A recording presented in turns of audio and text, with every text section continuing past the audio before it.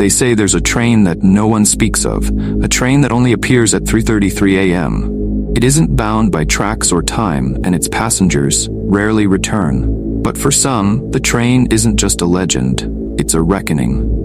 Let me introduce Claire, a skeptical journalist with a reputation for debunking urban legends, stares down at her notebook while waiting at the platform.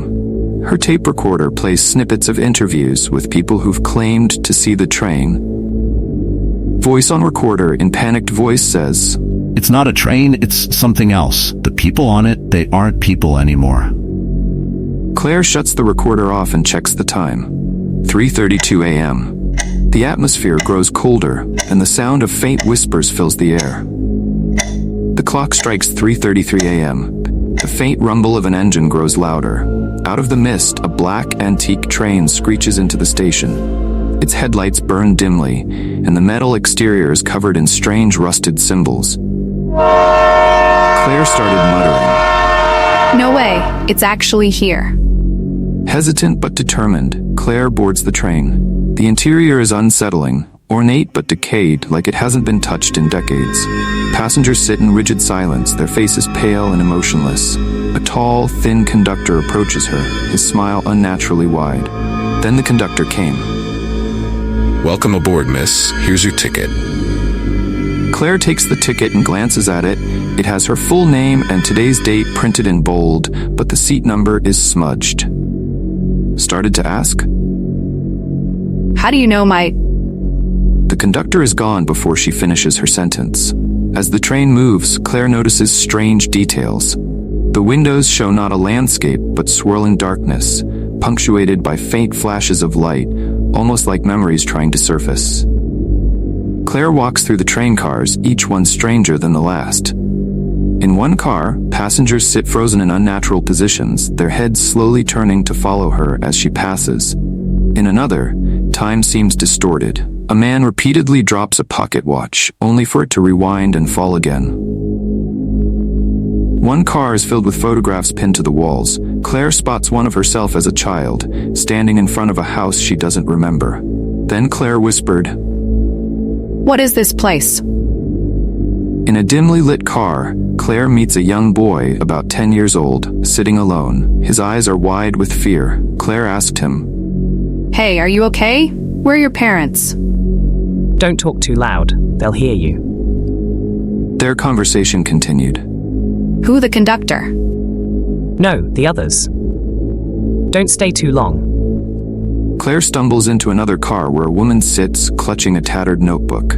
She looks up, her eyes hollow. She asked, You're looking for answers, aren't you? Then Claire replied, I am just here to report on the train. Then that woman smiled faintly and said, No one comes here by accident. The train knows why you are here, even if you don't. The woman hands Claire the notebook before fading away, leaving her seat empty. The pages are filled with cryptic messages like, Find the passenger, you don't belong here, and beware the final stop.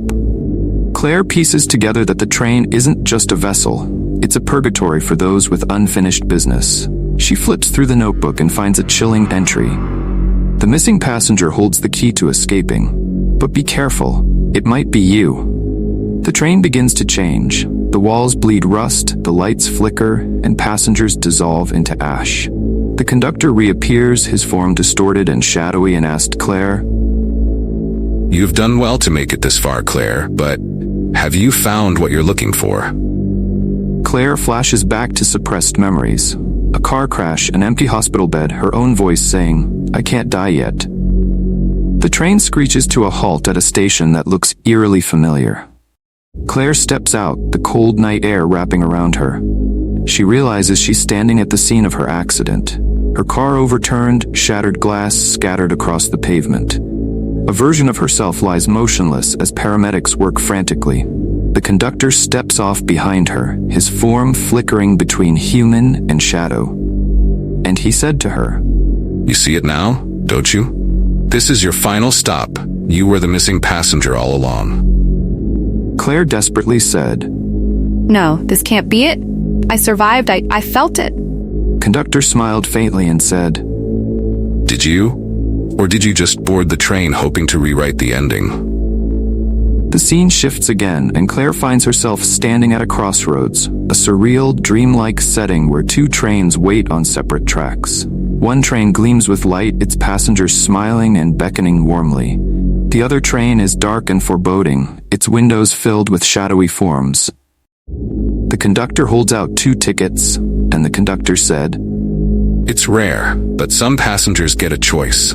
Stay here and let the light take you, or board again and try to fix what's broken. But beware, there are no guarantees on the second ride. Claire hesitates, flashes of her life rushing through her mind, her mistakes, her victories, the people she left behind. She looks at the dark train and clenches her fists, and she said loudly, out of fear, I am not done yet. Conductor in a grinning tone said, I had a feeling you would say that. All aboard. Claire steps onto the dark train, the door hissing shut behind her. The conductor tips his hat, his shadowy form fading into the background. This time, the train feels different, alive, pulsating with energy. As the train speeds through the void, Claire notices something incredible. She can see fragments of other passengers' lives through the windows. Choices they made, paths they could have taken. Each memory seems to ripple outward, changing something unseen. Suddenly, Claire sees her own memory, the crash, the paramedics pulling her lifeless body from the wreckage. But this time, she sees a faint heartbeat flicker on the monitor. The train slows, and the conductor's voice echoes through the car. Second chances are rare, Claire. Use yours wisely. Claire jolts awake in a hospital bed, gasping for air. Machines beep around her as a nurse rushes to her side. Then a nurse quickly came and asked, You're awake. We thought we lost you. Claire looks around, disoriented but alive.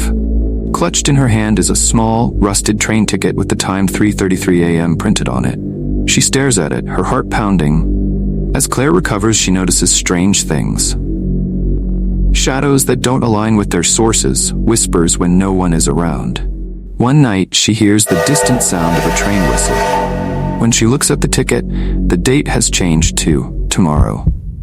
Then, some cryptic letters formed on the wall and formed a sentence. The train always comes back. The question is, are you ready for your next ride?